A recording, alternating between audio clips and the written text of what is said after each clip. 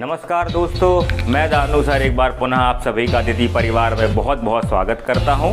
हम आज आपके सामने उपस्थित हुए हैं हमारे संविधान के 9वें वीडियो को लेकर, जिसमें आज हम बात करने वाले हैं धार्मिक स्वतंत्रता के हमारे मौलिक अधिकार के बारे में। इससे पहले मैं आपको एक चीज़ बताना चाहूँगा थोड़ा सा, कि हमारा जो अदिति एकेडमी का फेसबुक का पेज है उस पर अब हमने निरंतर कुछ मुख्य परीक्षा संबंधित तथ्य, कुछ आपके करंट अफेयर संबंधित तथ्य और कुछ आपके वनडे एग्जाम जैसे जेल प्रहरी और पुलिस कांस्टेबल या एसआई संबंधित तथ्य डालना हमने प्रारंभ किया है। तो आप सभी से निवेदन है कि आप हमारे फेसबुक पेज को लाइक करें, उसकी जो लिंक है वो आपको नीचे डिस्क्रिप्शन में दे दी जाएगी। ठीक है दोस्तों, तो आज हम शुरू करने वाले हैं हमारा धार्मिक स्वतंत्रता का अधिकार।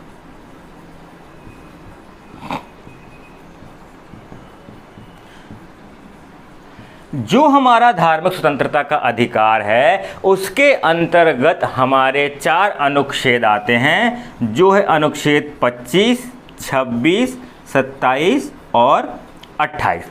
ठीक है, अब हम बात करते हैं पहले धार्मिक स्वतंत्रता की। तो आप सभी जानते हैं कि हमारे जो संविधान की प्रस्तावना है उसमें 42वें संविधान संशोधन के तहत हमने पंथ निरपेक्ष या धर्मनिरपेक्ष शब्द जोड़ा था। ठीक है, और धर्मनिरपेक्ष जो शब्द होता है उसका अगर मैं आपको सामान्य भाषा में अर्थ बताऊं, धर्म निरपेक्ष, ठीक है, इसका अर्थ क्या होता है कि राज्य जो होगा वह ना तो किसी धर्म का समर्थन करेगा ना किसी धर्म का विरोध करेगा।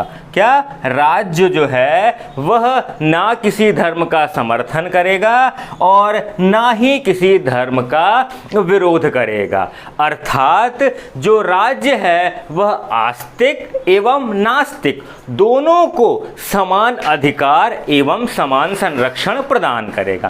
किंतु क्या 42वें संविधान संशोधन के पहले हमारे संविधान में इससे संबंधित कोई उपबंध नहीं थे? तो हम बिल्कुल जानते हैं कि थे। हमारे संविधान के भाग 3 में हमें पहले से ही धार्मिक स्वतंत्रता का अधिकार हमें दिया गया था। हमारा जो भारत देश है वह आज से नहीं वरन सदियों पहले से ही एक धर्मनिरपेक्ष राज्य रहा है। आप सभी जानते हैं कि जब भी हमने इतिहास में पढ़ा है तो कई हमारे मुस्लिम आक्रांताज आए, यहाँ पर ईसाई धर्म के प्रचारक आए। इसका तात्पर्य क्या होता है कि हमारे भारत देश का आदि अनादि काल से भी कभी कोई एक निश्चित धर्म नहीं रहा। ठीक है, भारत में सभी धर्मवासियों के लिए हमेशा से ही एक स्वतंत्र वातावरण जो था वह उपस्थित रहा।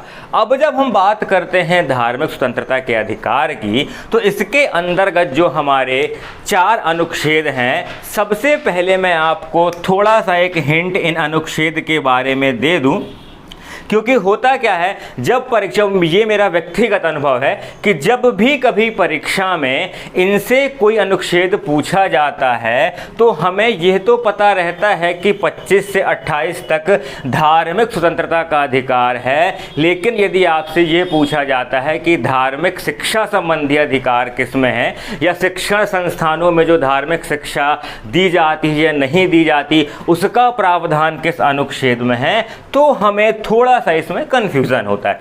तो उसके लिए आपको एक सिंपल सी चीज याद रखनी है, DMTS। शायद ये मैं पहली ट्रिक होगी या शायद दूसरी ट्रिक, मैंने एक ट्रिक आपको इंट्रोडक्टरी क्लास में बताई थी मैंने, यह मेरी दूसरी ही ट्रिक है जो मैं आपको अभी बता रहा हूं। क्यों? मैंने आपसे कहा ना कि यह मेरा एक व्यक्तिगत अनुभव है जिसमें हमने देखा कि इस चैप्टर के अंदर जो पूछा जाता है उसमें हमें कंफ्यूजन होता है। तो संविधान में मैं आपको पहले भी बता चुका हूं कि हमें पूरे 398 अनुच्छेद, 395 अनुच्छेद याद नहीं करने हैं, हमें केवल हर अनुच्छेद की कुछ ऐसे कीवर्ड्स याद करने हैं जिससे हमें यह पता चल जाए कि वह जो अनुच्छेद है वह किससे संबंधित है। ठीक है दोस्तों, तो यहां पर हमने जो DMTS देखा, इसका तात्पर्य होता है, आपको D से याद करना है धर्म की स्वतंत्रता, M से आपको याद रखना है मैनेजमेंट या प्रबंधन, T से आपको याद रखना है टैक्स या कर, और S से आपको याद रखना है स्कूल या शिक्षण संस्थान। ये मैंने आपको शॉर्ट फॉर्म में बताया क्योंकि हमें जनरली संविधान प्रायोरिटी हमारी ये रहती है कि हम संविधान को उस तरीके से पढ़ें जिससे हमारा एग्जाम क्रैक हो, और सेकंड प्रायोरिटी हमारी रहती है संविधान के बेस को समझना। अब यहाँ पर मैं आपको इनको डिस्क्राइब करूँ कि DMTS को हम कैसे याद करेंगे।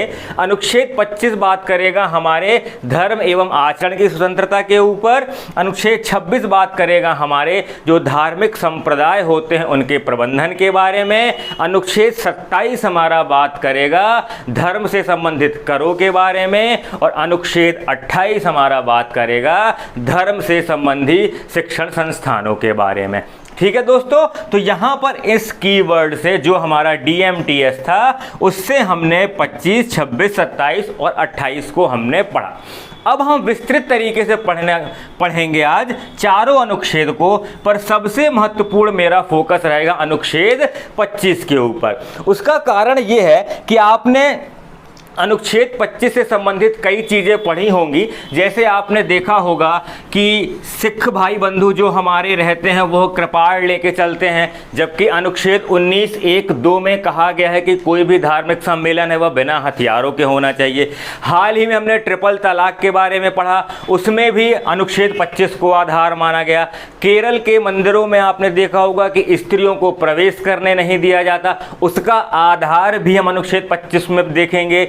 जैन संप्रदाय में एक संथाला पद्धति होती है जिसके द्वारा वह अपने प्राणों का त्याग करते हैं, उसको भी हम अनुच्छेद 25 को आधार मान के देखेंगे। इसीलिए अनुच्छेद 25 जो है हमारा, यह हमारे व्यक्तिगत अर्थात मेरे और आपके व्यक्तिगत जीवन से भी संबंधित है। इसीलिए हम अनुच्छेद 25 को बहुत ही विस्तृत तरीके से आज देखेंगे। ठीक है दोस्तों, तो अब हम बात करते हैं आर्टिकल 25 आखिर कहता क्या है। अनुच्छेद 25 हमारा कहता है कि किसी भी व्यक्ति को, पहला शब्द यहाँ पर क्या आया, किसी भी व्यक्ति को, अर्थात यह देशी और विदेशी सभी को प्राप्त है। किसी भी व्यक्ति को अपने धर्म को अबाध रूप से मानने, अबाध रूप से मानने, उसका अंतःकरण और प्रचार करने की स्वतंत्रता होगी।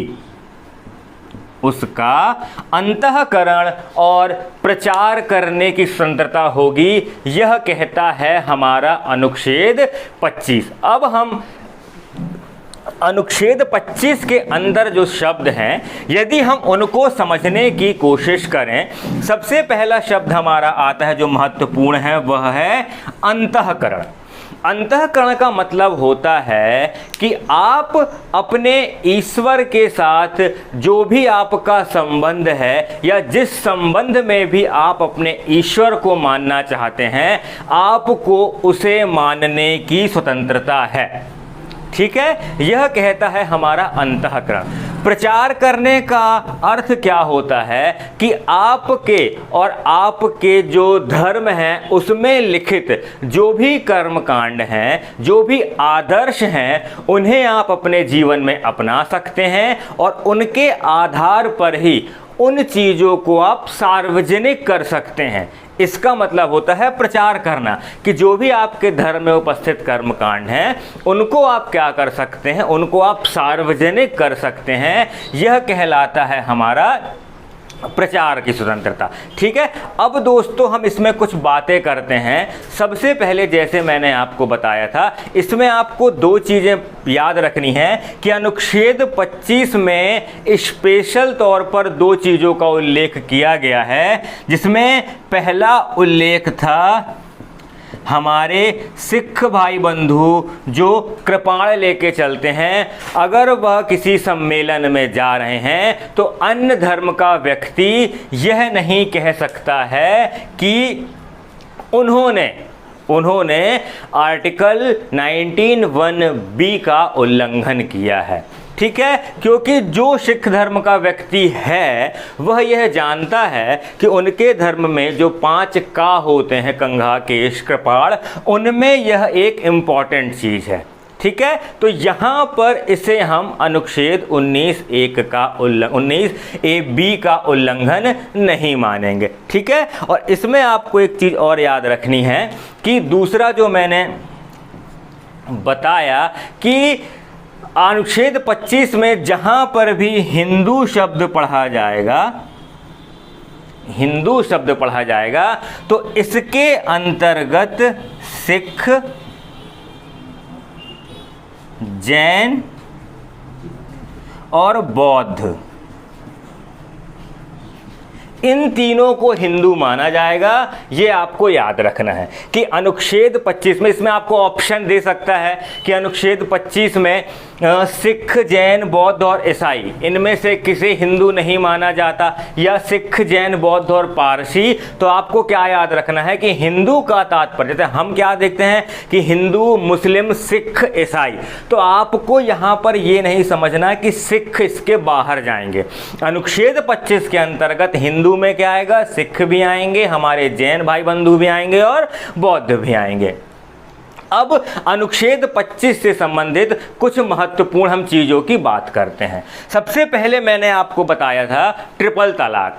हाल ही में आपने देखा है यह कि सुप्रीम कोर्ट ने 3 तलाक को क्या किया है, अमान्य घोषित कर दिया है। इसके लिए जो विपक्ष था या जो जिसने पिटीशन दायर की थी, उनका ये कहना था कि अनुच्छेद 25 के तहत जो अपने धर्म को अबाध रूप से मानने की स्वतंत्रता है, तो 3 तलाक जो है वह 3 तलाक जो है वह उनके धर्म की मूल भावना है।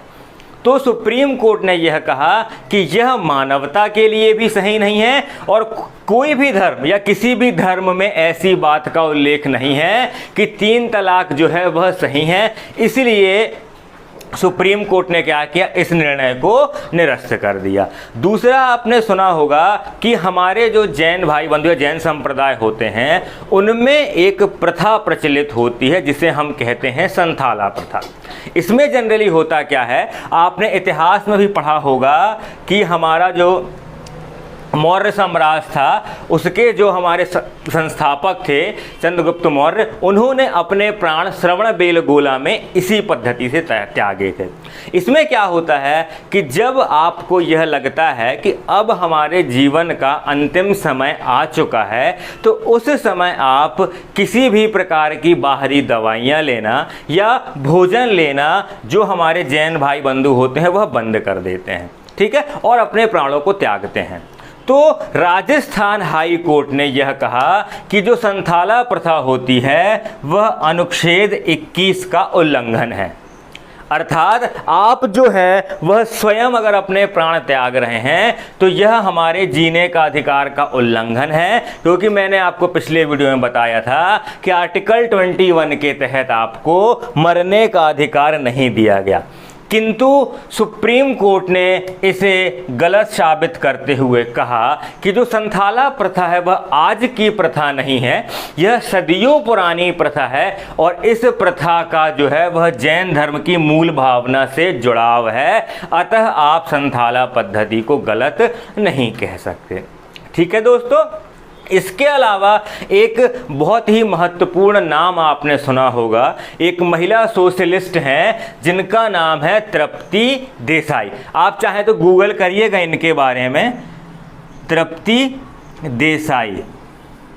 इनका जो बर्थ है 84 या 85 का ही जन्म है, लेकिन ये इंडिया लेवल पे फेमस हैं कि जितने भी महिलाओं को समानता का अधिकार नहीं मिलता है, उसके लिए इनने बहुत बड़े बड़े कदम उठाए हैं। और यह जो है वह कई मंदिरों में भी प्रवेश करती हैं या मंदिरों में भी जाती हैं। उन मंदिरों में जहाँ पर आपने सुना होगा कि महिलाओं का प्रवेश वर्जित है, ये भी अनुच्छेद 25 और अनुच्छेद 15 है ना, इन दोनों के आधार पर ही इन्होंने एक बहुत बड़ी समानता की मुहिम चलाई है।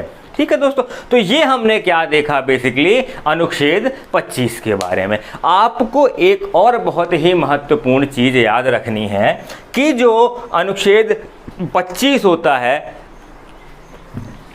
उसमें या धर्म के अधिकार की अगर हम बात करें, धार्मिक स्वतंत्रता की हम बात करें, तो इसमें ये एब्सोल्यूट या अत्यांतिक नहीं है। इनमें 3 आधारों पर निर्बंध लगाया जा सकता है। कितने आधारों पर? 3 आधारों पर निर्बंध लगाया जा सकता है, जिसमें हमारा पहला होता है लोक व्यवस्था, दूसरा है सदाचार और तीसरा होता है स्वास्थ्य। इन आधारों पर क्या होता है, युक्ति युक्त जो निर्बंध है वह लगाया जा सकता है। किस पर? इन अधिकारों पर। ठीक है, अब लोक व्यवस्था से तात्पर्य क्या होता है? जैसे कि अभी आपने देखा कि हमारे पन्ना में जो जगन्नाथ जी की यात्रा निकलनी थी उस पर क्या लगाया जा रहा था? रोक लगाई जा रही थी। क्या कहकर? केवल लोक व्यवस्था के आधार पर। यह मुद्दा भी अनुच्छेद 25 से ही संबंधित है, क्योंकि यह शताब्दी 100 वर्षों से भी अधिक की प्रथा थी कि हमारे पन्ना जिले में जगन्नाथ स्वामी की यात्रा निकला करती थी। जब प्रशासन ने उसे रोकने की कवायद की या रोकने के आदेश दे दिए तो अनुच्छेद 25 के आधार पर ही यह कहा गया था कि ये जो प्रथा है यह प्रथा आज की प्रथा नहीं, हमारी सदियों पुरानी प्रथा है। किंतु प्रशासन ने केवल लोक व्यवस्था के आधार पर इसे रोकने के लिए आदेश दिए थे कि जो वर्तमान में कोरोना महामारी चल रही है उसके चलते हेतु अगर यह रथ यात्रा निकलेगी तो लोक व्यवस्था में कुछ संकट आ सकता है। किंतु अंत में प्रशासन ने लोक व्यवस्था को ध्यान में रखते हुए ही यह कहा कि ठीक है, जो रथ यात्रा निकलेगी वह निकलेगी, किंतु वह जनता के सहयोग से नहीं या जनता के अनुसार नहीं, वह किसके अनुसार रहेगी? वो प्रशासन के अकॉर्डिंग चलेगी। ठीक है, तो हमारी धार्मिक स्वतंत्रता पर निर्बंध किसके तहत लगाया गया? लोक व्यवस्था के तहत लगाया गया। अब यहाँ पर कोई भी व्यक्ति सुप्रीम कोर्ट या हाई कोर्ट में अनुच्छेद 32 या 226 के तहत ये नहीं कह सकता कि हमें यदि हमारे 100 वर्षों से पुरानी चली आ रही जगन्नाथ जी की यात्रा पे हमें शामिल नहीं होने दिया गया तो यह हमारे धार्मिक स्वतंत्रता को मानने या प्रचार करने नहीं दिया जा रहा। ठीक है दोस्तों, तो यह क्या किया गया? युक्ति युक्त निर्बंध लगाया गया लोक व्यवस्था के आधार पे। यह एक परफेक्ट एग्जाम्पल था आपको धार्मिक स्वतंत्रता में कैसे निर्बंध लगाए जाते हैं यह समझने के ऊपर। होप सो दोस्तों आपको अनुच्छेद 25 अब बहुत अच्छे समझ में आ गया होगा। इसमें आप एक चीज और याद रखिएगा कि जो धर्मांतरण होता है, धर्मांतरण को ना ही संविधान में और ना ही कहीं अलग से गलत ठहराया गया है। धर्मांतरण बिल्कुल भी गलत नहीं है। यदि मैं हिंदू हूँ या मैं मुसलमान हूँ और मैं किसी अन्य धर्म को स्वेच्छा से ग्रहण करना चाहता हूँ तो यह कहीं भी गलत नहीं है, क्योंकि यह पावर मुझे आर्टिकल 25 के तहत दी गई है। किंतु यदि मुझे या मुझसे धर्मांतरण जो है वह पैसों का लोभ देकर, जबरदस्ती या अन्य किसी कारणों से करवाया जा रहा है तो वह जरूर क्या होता है? वह गलत होता है। ठीक है, तो अब हमने अनुच्छेद 25 को बहुत ही विस्तृत तरीके से समझा जो हमें जानना जरूरी था। अब हम जल्दी जल्दी से अनुच्छेद 26, 27 और 28 को भी समझने की कोशिश करते हैं। जैसे मैंने अनुच्छेद 26 के बारे में मैंने क्या कहा था? एम। ठीक है, फिर रिवाइज करते हैं क्या था? DMTS। तो एम से मैंने क्या बताया था? प्रबंधन। तो जो हमारा अनुच्छेद 26 होता है वह व्यक्ति को नहीं, इसमें व्यक्ति की बात नहीं की गई, वरन जो हमारे संप्रदाय होते हैं, जो हमारे संप्रदाय होते हैं, अनुच्छेद 26 आपको ये याद रखना है कि उनके अधिकारों की बात करता है। अनुच्छेद 25 व्यक्तियों की स्वतंत्रता थी, लेकिन अनुच्छेद 26 क्या कहता है कि जो हमारे धार्मिक संप्रदाय होंगे वह अपने धर्म के लिए उचित प्रबंधन करने हेतु उन्हें अधिकार प्राप्त है। इसमें इसके अंतर्गत बेसिकली 4 प्रकार की चीजें दी गई हैं, बट अगर मैं शॉर्ट में आपको समझाऊं तो कहने का तात्पर्य यह होता है कि कोई भी एक संप्रदाय जिनमें जो व्यक्ति हैं उनका उद्देश्य किसी एक धर्म के प्रति हो, उसका एक नाम हो, वह अपनी जंगम या स्थावर अर्थात जो स्थायी प्रॉपर्टी है और जंगम मतलब जो चलित प्रॉपर्टी है, उन सब का लोक व्यवस्था के अनुसार प्रशासन करने या प्रबंधन करने हेतु उन्हें स्वतंत्रता प्राप्त होगी। यह बात करता है हमारा अनुच्छेद 26। ठीक है दोस्तों, अब हम बात करते हैं अनुच्छेद 27 के बारे में।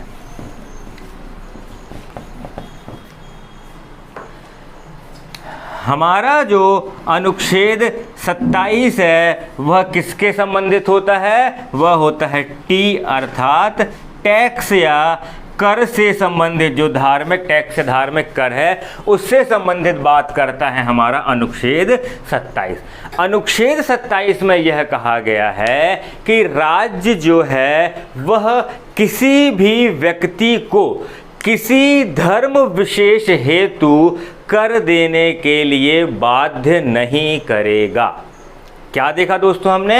अनुच्छेद 27 में क्या कहा गया कि राज्य जो है वह किसी भी व्यक्ति को किसी भी धर्म विशेष संबंधी या धर्म विशेष संबंधी किसी प्रयोजन के लिए कर देने के लिए बाध्य नहीं करेगा, और ना ही राज्य स्वयं ऐसा कोई कर अध्यारोपित करेगा जो किसी विशेष धर्म को बढ़ावा देने से संबंधित हो। यह कहता है हमारा अनुच्छेद 27 कि राज्य जो है इसका उद्देश्य क्या है इसका लाने का, या इस अनुच्छेद का उद्देश्य बेसिकली यही था दोस्तों कि राज्य जो है वह किसी भी एक पर्टिकुलर धर्म को बढ़ावा ना दे। यहाँ पर आपको एक चीज ये याद रखना है कि कर और शुल्क इन दोनों में डिफरेंस होता है, और इसके लिए एक राजस्थान राज्य का एक वाद भी है। किससे संबंधित? कर और शुल्क से संबंधित। कर टैक्स बेसिकली क्या होता है कि यदि कोई व्यक्ति टैक्स पे कर रहा है तो वह राज्य से यह अपेक्षा नहीं करेगा कि राज्य उसके लिए कोई उचित कार्य करे या उसे कुछ विशेष सुविधाएं दे। जब कोई व्यक्ति कर पे करता है तो जो सुविधाएं सभी को या पूरी जनता को मिलती हैं उसमें से कुछ सुविधाएं उसे भी प्राप्त हो जाएंगी। किंतु शुल्क से क्या तात्पर्य होता है कि यदि किसी व्यक्ति ने शुल्क पे किया है तो राज्य उस व्यक्ति को व्यक्तिगत तौर से अनेक प्रकार की सुविधाएं क्या करेगा? प्रोवाइड करेगा। जैसे आपने तीर्थ यात्रा कर सुना होगा, है ना, इस प्रकार के जो तीर्थ यात्रा शुल्क सुना होगा, तो इस प्रकार का जो शुल्क होता है वह राज्य लगा सकती है, किंतु कर संबंधी जो प्रावधान होते हैं उनका प्रतिषेध किया गया है अनुच्छेद 27 में। अब हम बात करते हैं जल्दी से हमारे अनुच्छेद 28 के बारे में। जो हमारा अनुच्छेद 28 या धार्मिक स्वतंत्रता के भीतर अंतिम अधिकार है वह किससे संबंधित है? एस। ठीक है दोस्तों, DMTS। एस मतलब शिक्षण संस्थान। यह जो अनुच्छेद है वह क्या कहता है कि राज्य द्वारा पोषित, पहला शब्द आपको क्या रखना है? राज्य द्वारा पोषित किसी भी संस्थान में किसी प्रकार की धार्मिक शिक्षा और उपासना का प्रतिषेध।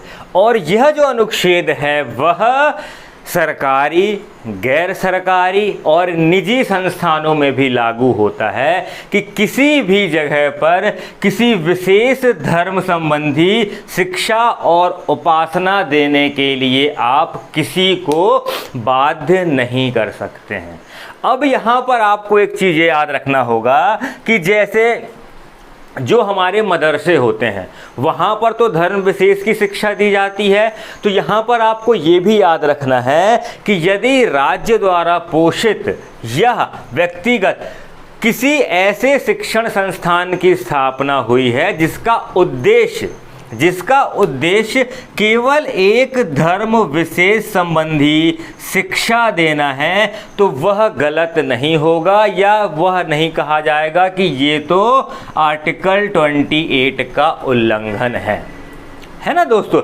एक ऐसा संस्थान, एक ऐसा विद्यालय, एक ऐसा महाविद्यालय या स्कूल जहाँ पर सभी धर्म के बच्चे आते हैं, जहाँ पर सभी धर्मों की शिक्षा दी जाती है, हर जाति वर्ग के लोग आते हैं, वहाँ पर यदि किसी पर्टिकुलर धर्म को बढ़ावा देने या उसको मानने या उसका आचरण करने संबंधी शिक्षा दी जा रही है, तो ये ज़रूर याद रखिएगा कि यह ज़रूर आर्टिकल 28 का क्या है, एबॉल्यूशन है ना दोस्तों। तो आपको ये याद रखना है कि जो आर्टिकल 28 है वह क्या कहता है। इसमें भी आपके जो राज्य द्वारा पोषित होते हैं, इनमें बेसिकली कुछ भागों में बांटा जाता है। जैसे पहला, वे स्कूल जो पूर्णतः राज्य द्वारा ही खोले गए हैं, वे स्कूल जो सरकारी स्कूल हैं, वह स्कूल जो अंशतः राज्य द्वारा पोषित हैं और अंशतः निजी संस्थानों द्वारा चलाए जा रहे हैं।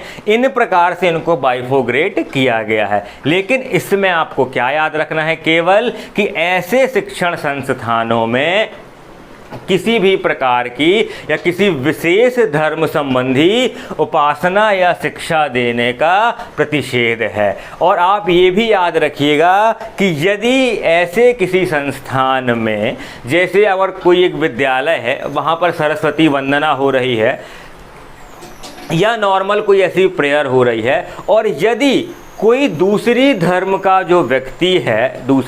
व्यक्ति है वह उस में जो यह प्रार्थना में भाग नहीं लेना चाहता, या वह उसमें जो उसकी प्रक्रिया होती है उसमें वह इन्वॉल्व नहीं होना चाहता है, तो स्कूल उसे बाध्य नहीं कर सकता है कि आप उस प्रार्थना में भाग लीजिए। यह आपको बहुत अच्छे से याद रखना है, ठीक है। क्योंकि अनुच्छेद 25 क्या कहता है कि हमें अपने धर्म को मानने और उसका अंतःकरण करने की पूर्ण स्वतंत्रता होती है, ठीक है दोस्तों। तो आज हमने क्या देखा, हमारा धार्मिक स्वतंत्रता का अधिकार जो हमारे मौलिक अधिकार के भीतर आता है, इसमें हमने क्या देखा, हमने इसमें 4 अनुच्छेदों के बारे में जानकारी प्राप्त की, जो से हमारे अनुच्छेद 25, 26, 27 और 28। अनुच्छेद 25 में हमने क्या देखा,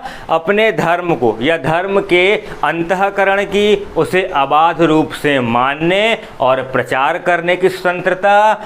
आर्टिकल 26 में हमने क्या देखा, जो धार्मिक संप्रदाय होते हैं उनमें प्रबंधन की स्वतंत्रता। आर्टिकल 27 ने क्या कहा था कि जो हमारे धार्मिक कर होते हैं वह देने के लिए किसी भी व्यक्ति को राज्य बाध्य नहीं कर सकता है। और आर्टिकल 28 क्या कहता है कि राज्य द्वारा पोषित किसी भी शिक्षण संस्थान में किसी भी धर्म विशेष के प्रति या किसी भी धर्म विशेष की बढ़ोतरी के लिए प्रावधान नहीं होंगे, ठीक है। तो हमने यहाँ पर आज समाप्त किया हमारा धार्मिक स्वतंत्रता का अधिकार। लास्ट में आपको ये याद रखना है DMTS, ठीक है दोस्तों। तो बहुत बहुत धन्यवाद आपका हमारा वीडियो देखने के लिए। इसमें जो भी कमियां हो वह बिल्कुल आप हमें बताएं कि इसमें क्या कमियां हैं, ठीक है दोस्तों। बहुत बहुत शुक्रिया आपका। आप सभी से निवेदन है कि हमारे चैनल को, अदिति परिवार को लाइक करें, शेयर करें और ऐसे ही हमें सपोर्ट करें। आपका यही बढ़ता प्यार हमें